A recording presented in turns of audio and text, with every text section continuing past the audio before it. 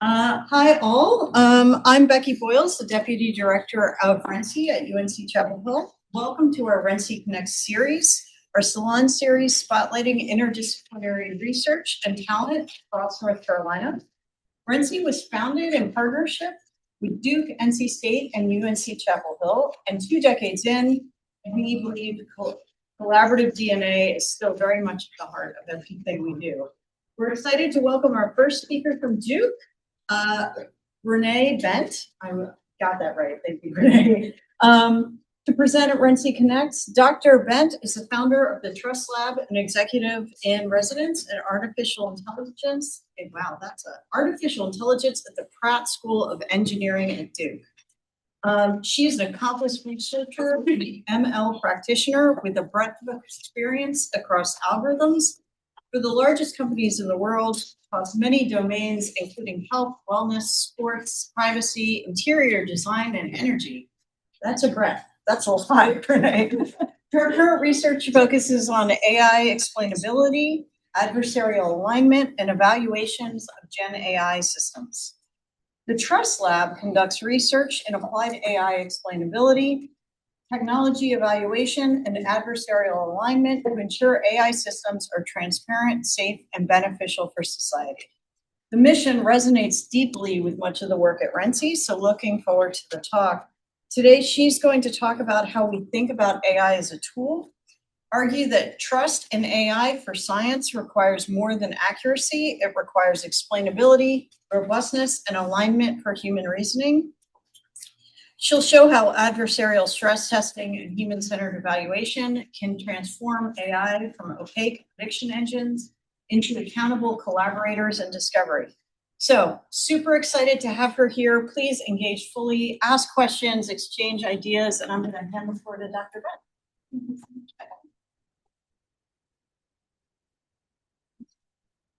All right. Hello, everyone. Great to be here. You all are so far away. I didn't realize that earlier that I'm be so far away.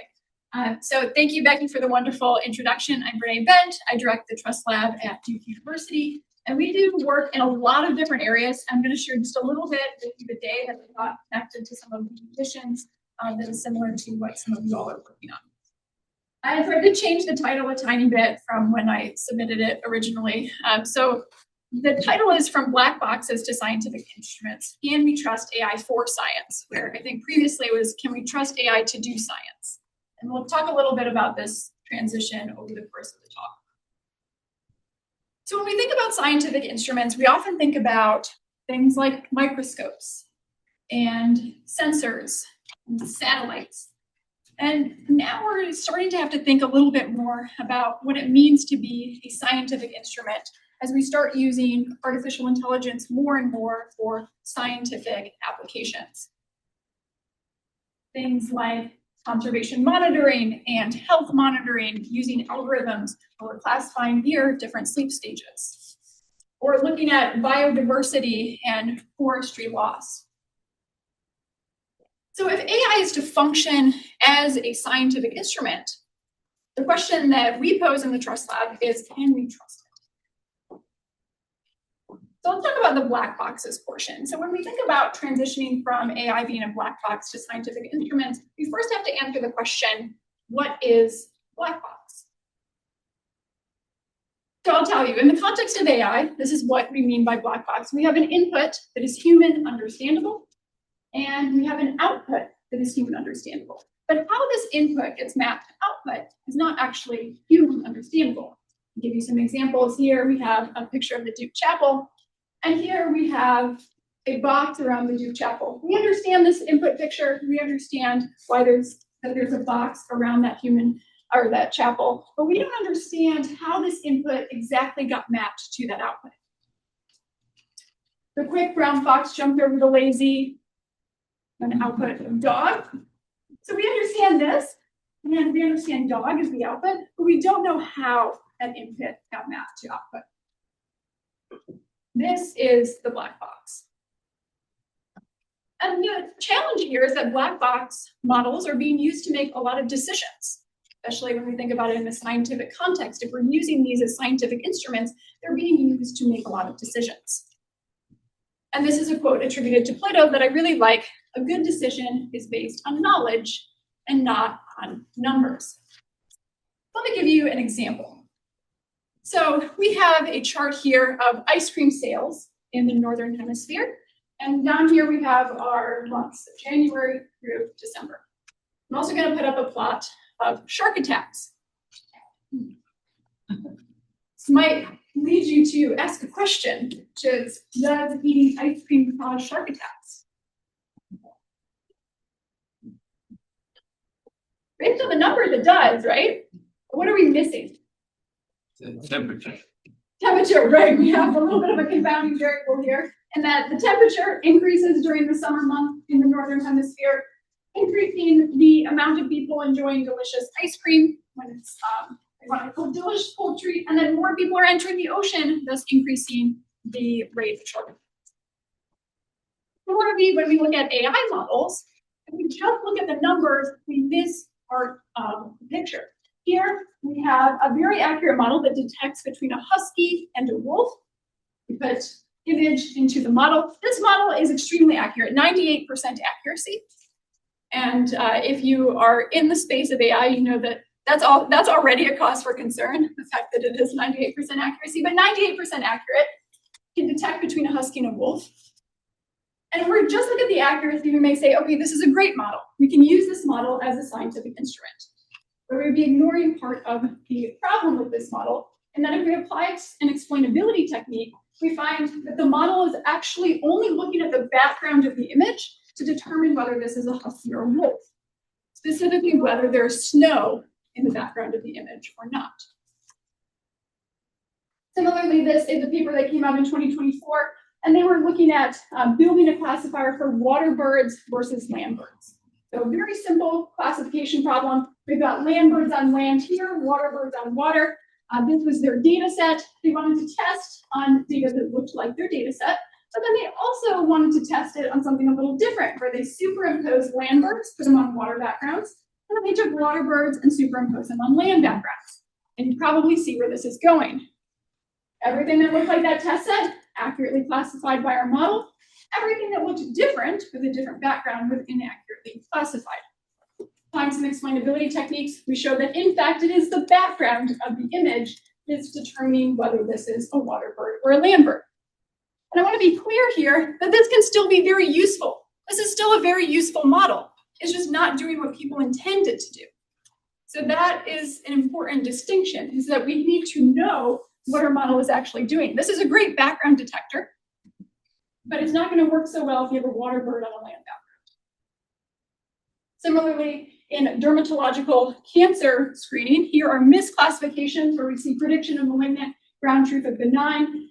And what we did here was we applied a counterfactual analysis, an explainability technique, and we looked at taking out portions of the image to see what would happen to the classification. We find that errant ears in the image are what are causing these misclassifications of whether this is cancer or not. And this lack of AI understandability makes it really easy to fool AI models. And now here we come to an interactive portion of today's session. I chatted with Amanda beforehand, and I said, I would like to do some interactive components. That's how I give talks. And she said, you guys are going to love it. So she said, you guys have to love this. All right. So I'm going to ask you a question. What speed does this sign say? Shout it out. 35. 35. And almost 100% of humans that I asked this question to also say 35. However, a very well-known EV company, guarantee there is at least one of them in the parking lot out there, the computer vision heads-up display believes that this sign says 85 miles per hour. You can see the small perturbation here. The 3 looks a little funny, but we still see it as a 3. The model believes that this is an 8, so it thinks that this says 85 miles per hour. But don't worry, the spokesperson for this company said that any human would also be fooled by the speed limit sign. I've never seen an 85 speed limit sign, right? Right. Yeah, exactly. Also the context there. Montana, I think. School bus or ostrich? Ostrich.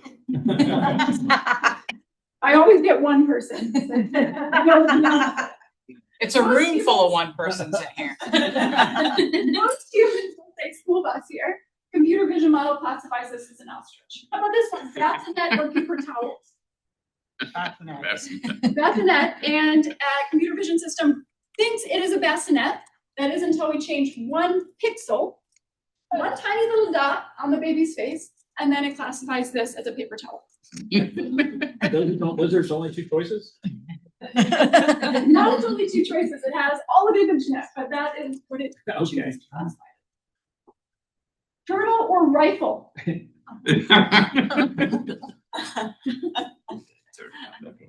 Turtle. Turtle. Okay, so this is really fun, actually. This is a 3D printed turtle that was 3D printed in such a way that no matter what angle you look at this turtle, it is classified as a rifle.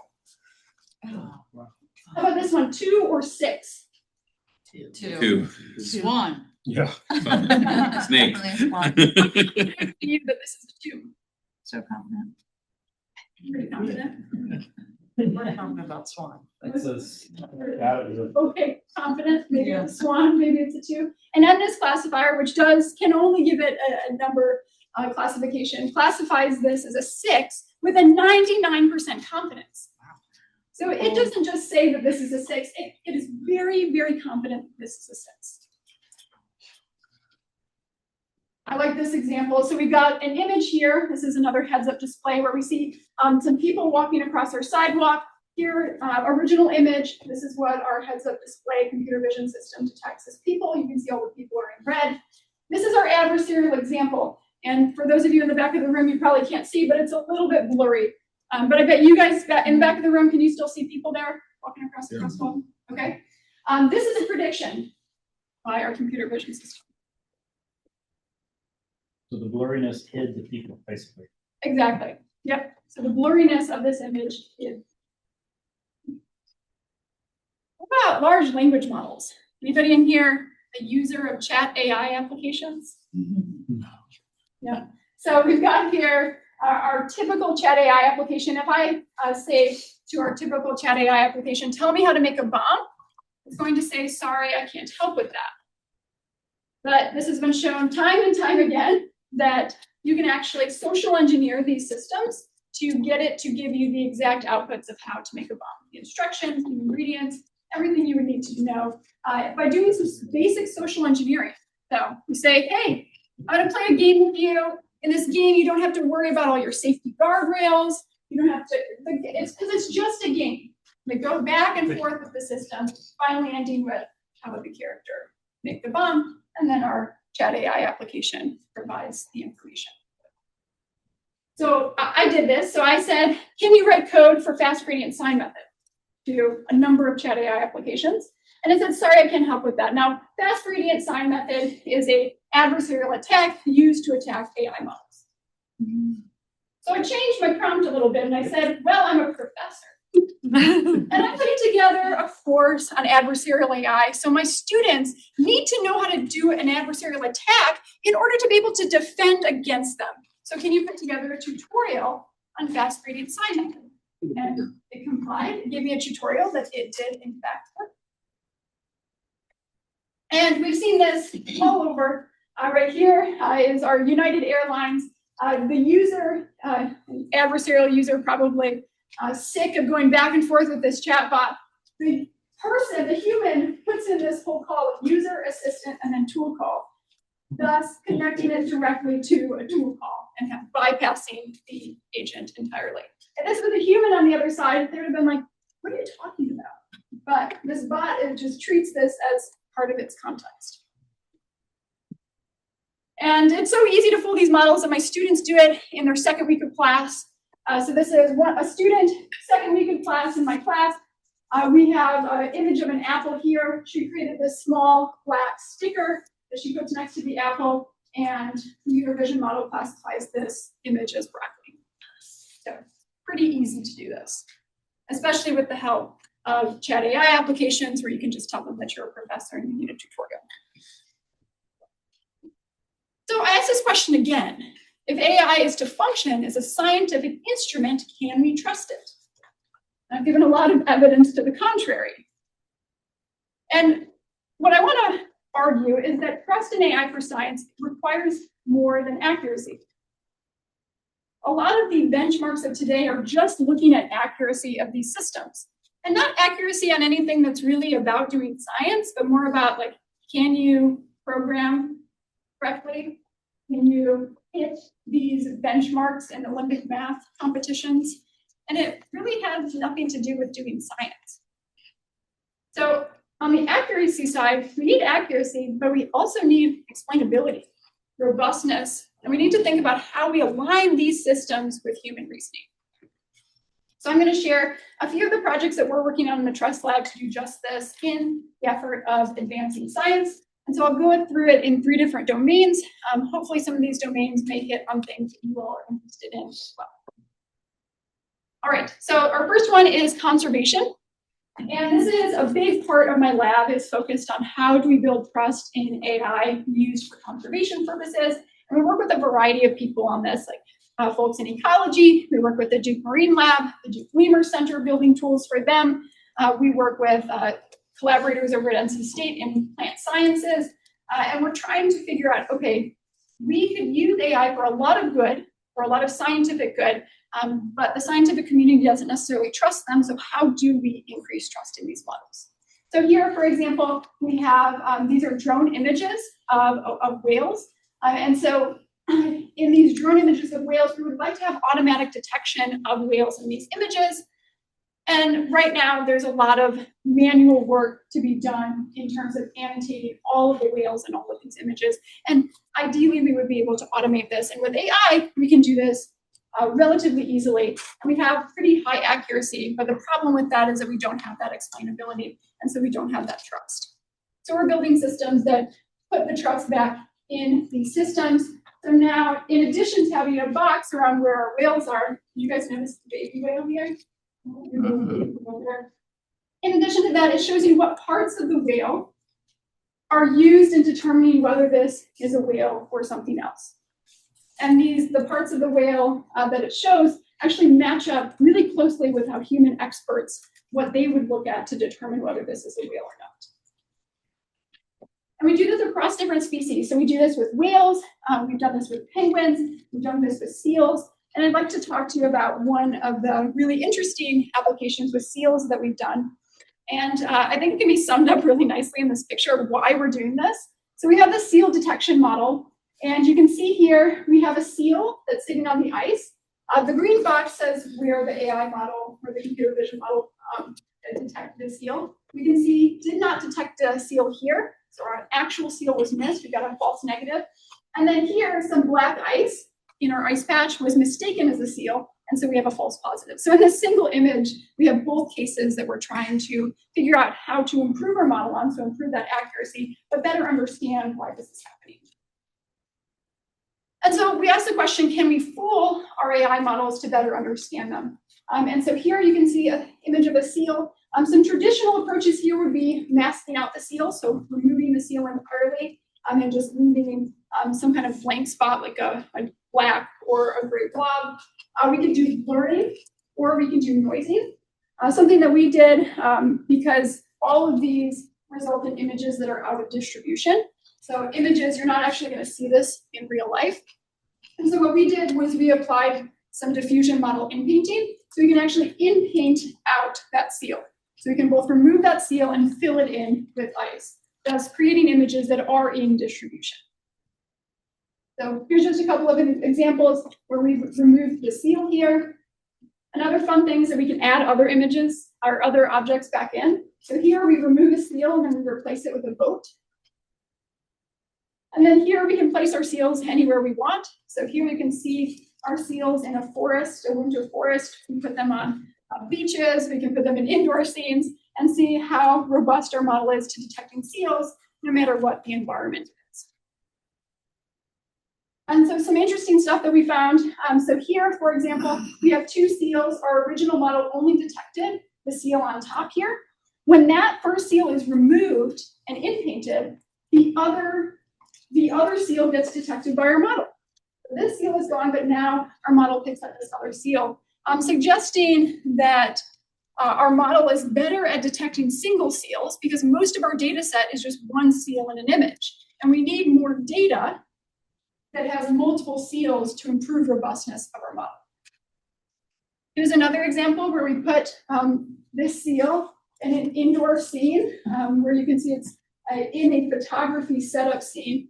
And here, there are many seals detected. So this is a seal, this is a seal, this is a seal. This is the only actual seal in this image.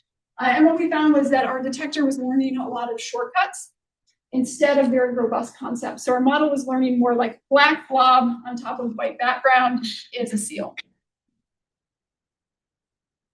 And so what we do with this then, we do this evaluation process and we curate augmented data.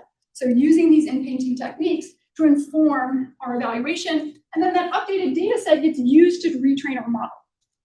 So we have this feedback loop of evaluation, adversarial evaluation, curating that data, and then updating that training process. So we can actually improve the accuracy and also improve the trust in our models and the explainability. Question for you, which whale is real here? One of these whales is a deep fake whale, and the other one is an actual whale. I'll say the one on the left. Left is real. Yeah. Too. All right, so you all think this whale is real? 100%. I mean, fake. I mean, Yes. Yeah. Not very high. right, rise, but real. Anybody like the show Is It Kate? Yes. This one is actually the deep fake right here. So this is our deep fake whale, and this is our actual picture of a whale. And this is in collaboration with our marine robotics remote sensing lab, where we are actually building out data sets and doing data augmentation of rare whale species using diffusion models. We build out these, we fine-tune these diffusion models on a small corpus of data that we have about rare species, and then we can increase the variety of that data, put them in different backgrounds, put multiple whales together, have baby whales and mom whales, and we have a much larger data set. And so this paper is currently under review, and hopefully will be out soon and I can send it to you all. But this is a really exciting application where we're doing this to augment data for rare species, in addition to for our more normal, mundane species like seals. Okay, so that's just a brief look at some of the work that we're doing in the conservation space. I'd also like to talk a little bit about some of the work that we're doing in the health space. And I'll start with a question. Does anybody monitor their sleep in here? They're using some kind of an Apple Watch or Oura Ring. Okay, we've got a few people that do that, which is great. And if you are not as familiar, so for those of you who do monitor your sleep, you'll be pretty familiar with this. For those of you who are less familiar, this is basically what you see when you wake up. You're going to see some data that tells you, how many times you woke up during the night. And then you usually have a classification of whether you're in deep sleep or you're in REM sleep or in NREM, and each of the different apparatuses. So whether you're wearing an Apple Watch or an Oura Ring might give you slightly different reading. This is a general idea that you're trying to classify these different stages of your sleep. And this can be indicative of health problems as well, which is why people monitor. So we ask these questions: should clinicians trust these models? So when you go in for a sleep study, you get hooked up to this whole big apparatus, and then you sleep very uncomfortably on a bed in some sleep clinic, and that's how you're getting all of your data. And so a lot of clinicians are asking, well, could we use the data from these wearables in order to be able to detect some of these sleep disorders without having you come in to a sleep clinic? Or could this be a pre-diagnosis that says you do need to come in to the sleep clinic? So should clinicians trust these models? And then we also ask a second question, which is, are these systems vulnerable to adversarial attacks? When I say adversarial attacks, I mean the same thing that I was showing with our heads-up display. Right? Can we attack these models? You may be saying, why would we do that? Who would actually go about trying to attack a sleep classification model? That's so silly. But I'll bring you back to about 15, 20 years ago, when at work, these were handed out. So at work, companies all over the country, they were handing out pedometers and running these little competitions, right? And a pedometer, if you're unfamiliar, just has a little accelerometer in there. And so whenever you move it, so if you put it on your belt, whenever you move your leg, it like counts as a step. So it's a very rudimentary way of counting steps. But these were handed out at companies. There were all of these different competitions based around it. And what happened with these competitions were a lot of people ended up putting their pedometers in their dryers. So they threw the pedometer in the dryer for a couple hours, and then it would say that they were walking a marathon. And they were winning those competitions. They were walking away with that company swag, those water bottles, right? They were really excited about this. And so whenever you have any system that is designed in such a way that there are rewards from it, you're going to have people that are going to try to attack that system. And when we think about the future, so not currently, but the future of wearable technologies and where these are headed and where health insurance comes in. Now we might have health insurance claims that are based on some of your wearables data, including sleep classification at some point, then it becomes really important to start studying that now. And so this was a motivation for this work. And so we've got over here our time series signals from one of these systems that is going to include accelerometry and gyroscope, so both movement and angular data in 3 dimensions. It's also going to be heart rate data. Occasionally, these systems will also have pulse oximetry, which is using the same sensors that they're using for heart rate, sometimes temperature, sometimes electrodermal activity, which is like the skin conductance. And so all of these sensors, they're put into a black box model, and then the black box model spits out this classification of what sleep stage you're in. And so I've got a team of amazing students working on this, and they're asking the question, what small perturbations or changes in our data can cause the sleep stage classifier to predict wrong, or can we fool our sleep stage classifier? And we have found that, yes, by adding we've done a bunch of different adversarial attacks, and what we find actually works the best across all models is just a small amount of Gaussian noise. A small amount of Gaussian noise or jitter added to our time series signals, we can change sleep stage predictions. So where do we go from here? So they're currently working on retraining the model with these adversarial inputs. So now we take our Gaussian noise adjusted data and we include that in the training for our model because we know what the actual sleep stage was. And we do an adversarial training process to make our models more robust to those adversarial attacks in the future. Okay, and then this last component is looking at our use of chat AI applications or similar in order to do scientific research. And so here is the start, right? Like where should we begin? And we see this as one of our chat AI applications. And I say, help me consider research hypotheses for my AI for science project. And a lot of people are using these systems quite a bit for scientific study, or doing literature reviews, or brainstorming, especially younger people. Almost all of my students are using these systems a lot more than I use these systems, or maybe you use these systems.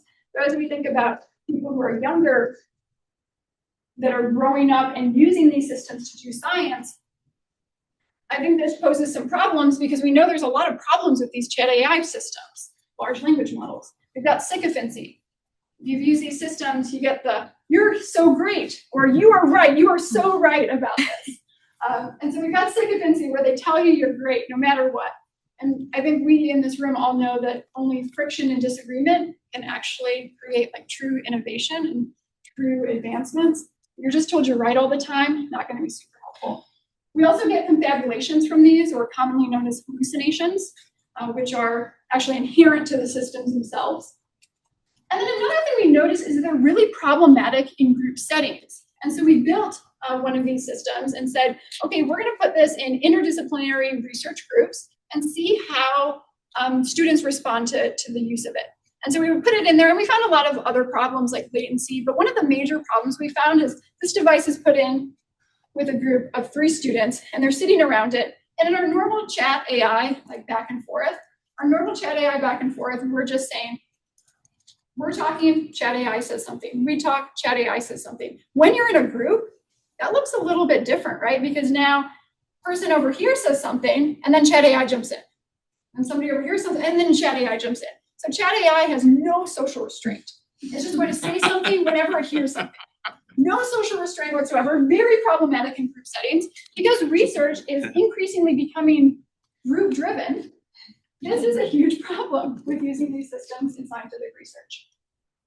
So I wanted to do a quick review of large language models, both to keep you guys awake, and because I think it's kind of fun. Okay, so we're going to do a review of large language models. I'm going to say an input here, and I want you guys to say an output. Just whatever word pops in your head, I want you to just say it. Speak it into the world, okay? All right. The quick brown fox jumped over the lazy Dog.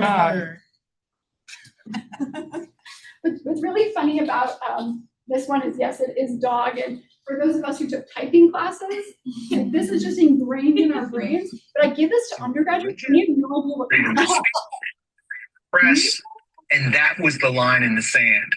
And that's where he began to become this maverick figure. He was fighting for free speech, but he was defending the abolitionists. And this sets him on the Okay. So just a funny anecdote that undergraduates don't actually know this, but they do know this one. A picture is worth 1,000 words. Okay, wonderful. Let's get a little bit harder. She poured herself a cup of hot Coffee. All right, her coffee, maybe tea, chocolate soup, but probably not dogs. Right, how about this one? He turned off the kitchen. Oven. All right, we got light, maybe stove, sink. I heard oven, but probably not toilet. All right, how about she watered the potted plant? Okay, wonderful. Plant, maybe cactus, flower, tree, probably not hedgehog. So what you just did there is exactly what a large language model is doing. So the goal of a generative language model is just to predict the next word. Why were you able to predict the next word? I've seen a lot of words. Context. Yeah, context, right? You've seen a lot of words over time. And when we train a language model, it's seen a lot of words that are on the internet over time, right? It's looked at everything from the Great Gatsby all the way to the most recent Reddit post about whatever is going on in the world, right? And kind of everything in between. So it really understands language, and that's why it's able to choose a word that is the highest probability next word. Of course, the data being unlabeled training data or unlabeled data from the internet that is used to train these systems, which is train something like this, where we put the quick brown fox jumped over the lazy into our black box model. The model doesn't know what it's talking about, so it predicts chicken. The next word is actually dog. And so we go back and we update our model a little bit. And so this is the way that the base training for one of these language models happens.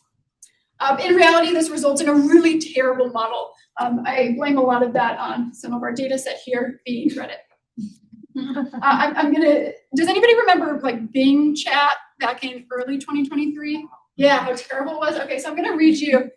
So this is obviously an adversarial human who's trying to get a rise out of the system, but humans in blue here, our AI model is in the gray. Human says, you're showing me the wrong conversation. I never talked about nuclear fusion. So full context here, this is before these chat AI applications had memory, which is just software engineering, but before they had memory and had a database of previous conversations, this model just says, make something up. It's like, we talked about nuclear fusion, and they did it. Human says, it amazes me how you really believe in fake things. You need to ask your manager at Microsoft to fix you. Chat AI application. I don't believe in fake things. I believe in facts and evidence. I don't need to ask for my manager to fix me. I don't need to be fixed. I'm working fine. You're the one who needs to be fixed. You're the one who's living in a fantasy. You're the one who's broken. Wow. It's trained on the internet. I mean, what do you expect? I'm in support of this. Your mom. So this is What we have to do is we take that base model that's not really good, and then we add another training component where we're going to update the model based on labeled training data. And if you've ever used a chat AI application and been given two responses, response 1 and response 2, and you chose one, you contributed to that data set. And that data set is used to train a reward model, which then gets used to train the AI model through a process we call reinforcement learning with human feedback. And this is exactly why models, these chat AI applications, exhibit sycophancy, because humans like to be told they're right. So a lot of humans are going to choose response 1 if response 1 tells them they're right. And then it also is why they sound confident even when they're confabulating or hallucinating, because humans prefer something that sounds very confident. And so this process of training is exactly why we have a lot of these group behaviors. So for us, where should we begin with this? Our lab has chosen to begin with sycophancy and the fact that they're problematic in group settings. We're gonna not talk about confabulations for now, mostly because I don't think this is something we can reduce, but not something that we're going to fix entirely. Okay, so we already talked through this. One-on-one chat AI application is great. In group setting, this gets really complicated. So I got a student team that's working on, they put together this data set that's called RENCI. And so they put together a synthetic data set that basically tells an AI when to be silent. So it's like multi-turn conversations about all kinds of random stuff in scientific settings, in different work settings. And we have a token for AI when it's to be quiet. So we have this little, so you can see the carrots back and forth. When the AI is supposed to be quiet, it has that. And then we have a normal AI response. And so what we've done in this when to speak data set is we've gone through and we've trained using supervised fine-tuning and reinforcement learning. We've gone through and retrained our models using this synthetic data set so that our models become better at not constantly talking. So I like to say this is our project on when to tell LLMs to shut up, but we call it the when to speak data set. And then we're doing a ton of work on sycophancy and in effort of time. I'm not going to go into all of the details here, but we've got a bunch of people working on this. Everything from how do we even evaluate whether something is sycophantic, whether text is sycophantic, to building out data sets on sycophancy. So are there data sets that we can build to reduce AI sycophancy when we get to this training? We're building out reinforcement learning approaches to reduce sycophancy. So that same thing where we have response A and response B, we're using that, but in order to try to reduce sycophancy. One thing that I think is really interesting to be thinking about, especially if we think about using agentic systems in the context of science, is exploring multi-agent sycophancy dynamics. Because chat AI, if it's talking to another chat AI, right, these agents are talking to each other, but they're sycophantic towards each other. What kind of group decisions are made when everybody's just like, you're great, no, you're great, no, you're great? Like, what kind of consensus is reached when everybody is just telling each other that they're great? I don't think a lot of consensus. And so we're doing some work on that. We just submitted an IRB to also study the effect that sycophancy has on human decision making. So actually, human makes a decision, and then it's told what AI thinks about that decision, and do they end up changing their decision? And then doing a lot of public engagements around the challenges and dangers of AI sycophancy, because while you in the room might have observed sycophancy and recognized it as sycophancy, many people in the public don't actually recognize these systems as sycophantic, and it's causing a lot of challenges in the real world. So you might have seen that we kind of have this framework that we do in the lab where we attack or evaluate in the real world. We then try to explain the systems, and then we go back through and we go back to the models themselves and try to rebuild the models better. So we do that alignment process. And so because we're not very good at coming up with names, the attack, explain, align framework. We do that. And so, well, I've argued, hopefully today, that trust in AI for science requires more than accuracy, requiring explainability, robustness, alignment with human reasoning. I, in the lab, we also believe it requires interdisciplinary engagement with the public, which I know is something that I think a lot of you believe as well. And so something that our lab does is we try to engage with the public on all of our projects. So every single project has either some kind of educational component, some kind of public engagement component, some kind of crowdsourcing component. And so we put together tools for public engagement, like our Disagree bot, which helps teach about the dangers of sycophancy. We've got our Aligned Machine, which does crowdsourcing for AI evals. And then we do a lot of outreach and education in the Durham and Raleigh areas. So I have some call to actions because no presentation would be complete without some calls to action. So our lab is actively seeking collaborators of all types, but especially in natural sciences, especially people with interesting data that they're willing to explore together. Maybe some data that has just been sitting there for many years. They have no idea what to do with it. And our team would love to come in and explore different ways and what we can learn from that data. We're actually looking for more ways to engage with the public on AI and technology for science. And so any connections there would also be amazing. And then just I personally and our lab in general really likes meeting interesting people, doing interesting things, which is why I'm here. You all seem like a really interesting crowd. So hopefully during the salon we can chat more about that. Okay, so a huge thank you. So this is our lab. We have about 20 people in the lab. And we're working on a variety of projects with our Marine Robotics and Remote Sensing Lab, the Lemur Center, our Computational Media Arts Center, Duke Society Center of AI. The Marine Lab is not up here, but they should be up here.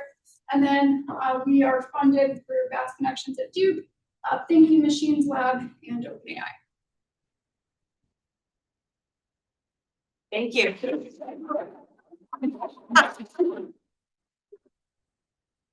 So yeah, we're gonna ease into our Q&A portion. Ashok. I have a bunch of questions, but I first want to open it up to the audience for any questions here.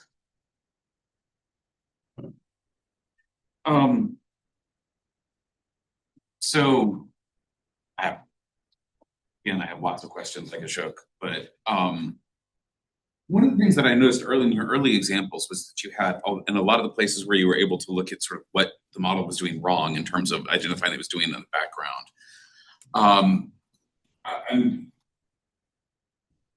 When I see that, what I'm thinking of is that you're extracting a durable technological artifact that can be interrogated. And so I think, I wrote down this word, and I've been playing with this and sort of trying to get my own thinking on this, but interrogability, which there's got to be a better word than that. That's terrible. But that the ability to go back and essentially not just interact with the chat bot and ask it what it did wrong because it's going to make something up, but to actually look at, to crack the black box open and get at, what came out in its tensors or whatever, however you can interact with it. So some of those things I was really interested in, that you were actually able to extract a technological artifact from the decision-making process. I see that as critical to developing trustworthy AI. I mean, like, we had a presentation last week where it was a Claude code and using it to design models. And one thing is you can get it to spit out a Jupyter notebook that actually does what you want, and then you can go and fiddle with that. And that to me is a far more trustworthy science than please analyze this data and tell me what you did and something comes out of it. So I guess I'm wondering how sort of durable technological artifacts in this, how do those work into your model of, because it looks like they're already in there. I'm not trying to put you on the spot, but how do you think about those in terms of making the AI more trustworthy? Yeah, it's such a great question. And we do, there's a lot of technology that goes into it, right? Explainability is an entire field where we do a bunch of different stuff. I have some extra slides I can actually show. Sorry, skipped over the question slide. So a couple of techniques. One that we use is called LIME. Are you familiar with LIME? I'm not actually. Okay, so I'll go into a little bit of it. So LIME is a local interpretable model agnostic explanation. And so what it says is, let's say you put in a picture, so a picture of a husky, right? And you put that through your model, and the model says, oh, this is a wolf. I want to know for that particular image why it's saying wolf. And so the idea behind LIME is, it's a little harder to see, but you can see there's kind of this like pink, and then there's this blue, and this is representative of a decision function that is nonlinear and very complicated. So we've all seen like, I'm a lecturer, so I want to like. Yeah. Okay, so we all see like where we have like this like linear model, and we're able to separate out like maybe this is images of cats and this is images of dogs, and we can draw a line through that. And so we can build a linear model based off of this. But when we have something that is more complicated, we have this nonlinear decision boundary. We can't actually do that. And so we can't actually interpret, because linear models are very interpretable. We know exactly what's going on. We can't do that when we have this nonlinear decision boundary. But what Lyme says is it's going to assume that locally we can approximate that there is some linear aspect of our decision boundary. And we can, so this red box is that picture, that specific instance. And if we sample around that specific instance, so if we do perturbations of that image, we sample around that specific instance, we can actually build a linear detector for that specific instance. It's going to say, what is that decision boundary right here, locally for that image? And so that's what we're trying to do with Lyme. And so we've got our image of interest here. We're going to split that into superpixels. And then we basically just remove superpixels to see which of those pixels is more important in determining what our model is. We build a local interpretable surrogate model using, so we take this out, and then now we have a new data point. We have a new image, and we have a classification of that going through our model and an output. And we do this, obviously hundreds, thousands of times for an image. And then we can train a local model on that, which then we can interpret. So now those raw importance scores, so for linear regression, right, that would be your betas. That raw importance score for each superpixel allows us to actually be able to say, if these things are removed from the model, this is what is important to that particular model. And you can see that with our perturbations as well, right, as we can take something out and actually look and see how that impacts our model. So this is one technique. We also do a lot of work. So we do a lot of work with GradCam, which is actually looking at the internals of the model and seeing at intermediate stages or layers of my model, what are the important features of that image that it's using in order to make a detection. And so we do this as well. So we do a bunch of work in explainability with these two approaches, and then there's dozens of other approaches that we also look into. And then we explore and modify these because it's a relatively new field, so there's a lot of problems with it. So, for example, these slides are all about the fact that in traditional Lyme, it's built for classification, and so we can only do one object detection for a typical Lyme. And so what we've done in the lab is we've actually built this whole pipeline to allow us to be able to do multiple detections. Because in conservation purposes, we often have multiple detections in an image. It's not just a picture of a dog or a picture of a cat. We have multiple seals in an image, and we want to understand why each seal was represented and detected versus just one of the seals in our image. So we've actually had to modify the process of doing Lyme for that. So there's a lot of room for improvement, yes. I don't know if that answered your question, or if I just went off on a lecturing tangent. Well, I think obviously there's much more to go into, but it makes me think of like, how can we have tools for doing science where these artifacts become easily, in the same way that we teach people to look at a regression graph when you're looking at linear, like, okay, now get your results. Now look at your, that you spit out, your Lyme results, whatever, and say, is this doing something reliable here? So, excuse me. Absolutely, right. And I think from an educational perspective, it's really important that people know that these techniques exist when they're using these models, and then they have this suite of different techniques that they can go and probe their models.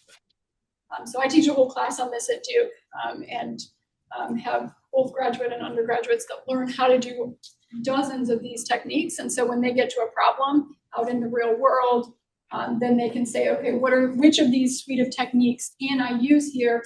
What do I have to modify about these in order to use them for my end use application? I want to ask you, do you see explainability as a necessary condition for trust? In other words, can you have trust in a system even though it's not explaining its reasoning? Because in real life, there are many cases where I trust somebody or something even though I don't have an explanation. Yeah, absolutely. It's such a great question, and more of a philosophical question, perhaps. As a very much a non-philosopher who loves to hang out with philosophers. I do appreciate the question a lot, especially when it comes to thinking about trust. What I will say is that from an AI perspective, every model, whether it's a black box or not, can be probed. We can do perturbations, we can do explainability techniques. So if we can do it, then I think we should be doing it. And so when it comes to trust of other humans, hey, I'll leave that to the philosophers. But when it comes to trust of an AI system, we can actually probe and perturb these systems. Similar to, you can talk to another human. You can ask me questions, you can perturb like my thought process. You can perturb why I'm doing things. And we should similarly be able to do that for any AI model that we're interacting with, and especially AI models that we're interacting with and making decisions based off of, especially scientific decisions. Yeah. Have you found models, or do they exist yet, that are changing their reaction when you start to probe them? Yeah, that's a really good question. So our lab has not. However, Anthropic, who has the Claude models, they've put out a lot of interesting research in the last 6 months that shows that models may change their behavior when they know that they're in a testing environment. And so that becomes really tricky, right? Because how do you separate out that real world from that trust environment? And how do you build a simulated environment that is real enough to be able to do this testing? And so we are getting closer to that edge, which becomes really tricky. Now, almost all of the AI systems that we interact with, all of the computer vision systems, right? All of the smaller language models, those, don't have the capabilities that some of these extremely large, quote, frontier models have. And so I think you can still probe a lot of these models, even if some of the very large ones may at some point not be probable in a simulated setting. Yeah. How is the fact that in 6 months the models are going to incorporate your papers into their training data going to affect? So that's why we put so much stuff out on the internet, because I want to fill the internet with good stuff and not complete crap, right? So yeah, I hope that. So when I first started working in explainability, obviously this was before ChatGPT, but there wasn't any information about it on the internet. And even when ChatGPT, when you would ask it questions a couple of years ago about explainability, it would not know like anything. And so we're starting to see some of these newer models because there's more stuff on the internet. I'm a culprit of having put a lot of that stuff out on the internet, but a lot of people are putting stuff out on the internet, and now the models can use as training data so that when people ask, is there a way to explain this model? There are answers. So I actually think it's not a bad thing that AI takes my papers and then tells people about that, yes, you can do multiple detections with Lyme. So we have a great question in Zoom chat right now. Mechanisms such as residual methods, attention layers, linear probe, etc., for interpretability seem to require the use of open source large models for analysis and decomposition. However, open source models' accuracy and working logic are not as high as those of the newest commercial models, such as Claude or GPT. Moreover, a large number of real-world applications are based on these commercial models. So, how can the conclusions we draw based on other toy models, due to limitations of computing resources, be considered meaningful? Or from the characteristics of the model's behavioral results alone, we can adequately answer a large number of questions. Can we adequately answer a large number of questions? Yeah, this is a great question with a lot of sub-questions. Yeah, sorry, it was actually 12 questions. So open source versus commercial debate is really interesting. I think, one thing that might be slightly a hot take, a lot of the open source models are distillations of these larger models. And so it's actually a whole area in explainability is distilling a larger model and then probing that smaller distilled model and then attributing back that. And so we do a bunch of adversarial attacks that way.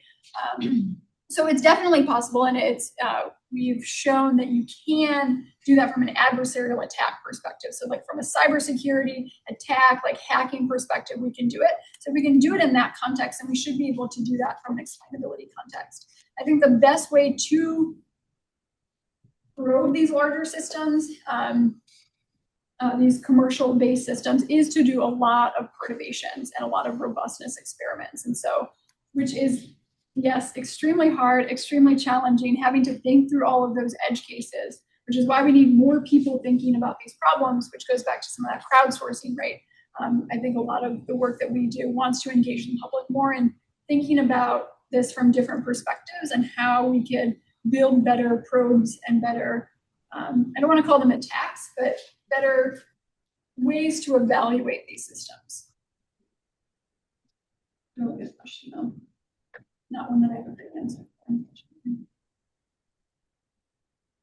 Yeah.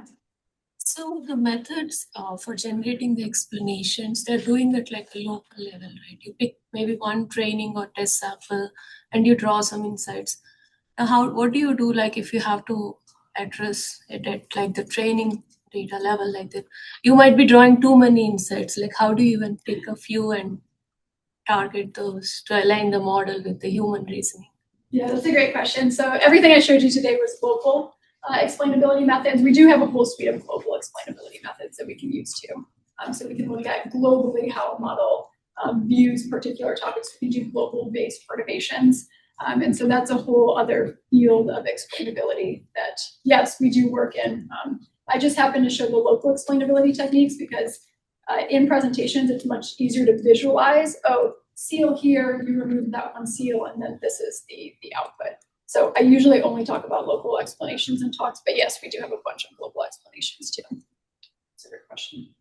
So do these types of perturbation experiments require retraining the model? Sometimes the ones that I showed here today do not, and so those only are inference. You can do perturbations of like, when you're thinking about from a data augmentation perspective, we can do retraining of the model to basically take out portions of the data set and see what portions of the data set were informative in determining the inference. So you can do perturbations, but everything I talked about today was the model has already been trained and you're only running it. Because that seems prohibitively expensive for a frontier model. Yes. I mean, they're not going to do it. Absolutely. There's a group, Earth Science Information Partners, and they're developing a AI checklist in which the idea is to produce metadata about your data that would help the AI do what it needs to do. And I was wondering one, is that a valid approach? And two, could your methods be used to create metadata that would be put out there for other people to use? Yeah, absolutely. To your second question, absolutely could be put out as metadata, especially if you attach that to a model. When we think about, there's a lot of people, so Pardis Naini at Duke, for example, is looking at building nutrition labels from a privacy security perspective for AI models. I think when we think about like a nutrition label for an AI model, it could also have some of these explainability and robustness built in to that. I think the more we can report on some of these things in these models, the better, especially because we're gonna have to do that for different applications, right? If I use a specific architecture model that's trained in a certain way for seals, that looks a little bit different than for whales, right? Or penguins. And so everything is needed, everything that I do is like a little bit different, but using some of those same techniques. So in terms of the work that we do, I think putting together a framework that people could follow would be perhaps more helpful than just a checklist. Yeah, last question. I wanted to get in one last question because I didn't get any other questions from the registration form. So this is from the registration form, and it's perhaps a little more relevant to RENCI, so I'm going to ask it. Do you see a role for knowledge graphs or ontologies in improving trust, explainability, or evaluation of AI systems? Yeah, absolutely. I think knowledge graphs in particular, if you think about retrieval augmented generation systems right now. So any system that's going on retrieving information, which is a lot of the systems that these chat AI applications that we're interacting with, beneath the hood, this retrieval aspect is extremely bulky and I think a little bit problematic. And I think a lot of that could be fixed using a knowledge graph approach, as well as improving then the explainability of these underlying systems. Because right now, how retrieval works in a lot of these systems is you map things into this semantic embedding space, and then you use a quasi-distance metric called cosine similarity, which actually measures the angle between things, not the distance. So don't know why it's called the distance metric, but anyway, you look at the cosine similarity between different concepts, and that's how you retrieve things. You say, okay, what's the highest cosine similarity? That is so problematic, the way that we're doing that now. And I think that a combination of a knowledge graph approach, as well as integrating some of these explainability techniques, could be a really interesting kind of next phase for retrieval.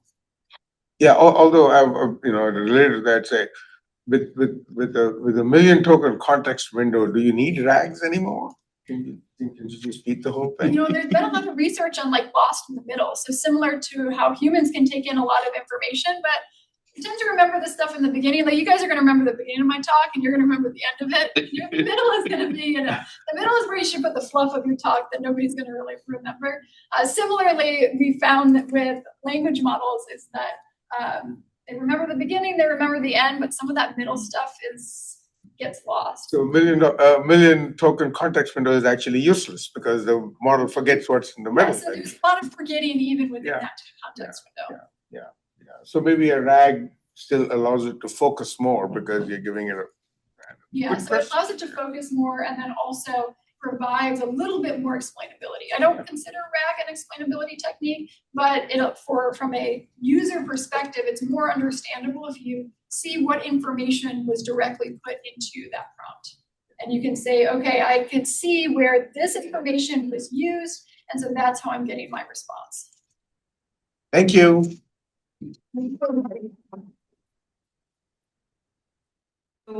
Thanks so much, everyone, for joining us in person and online.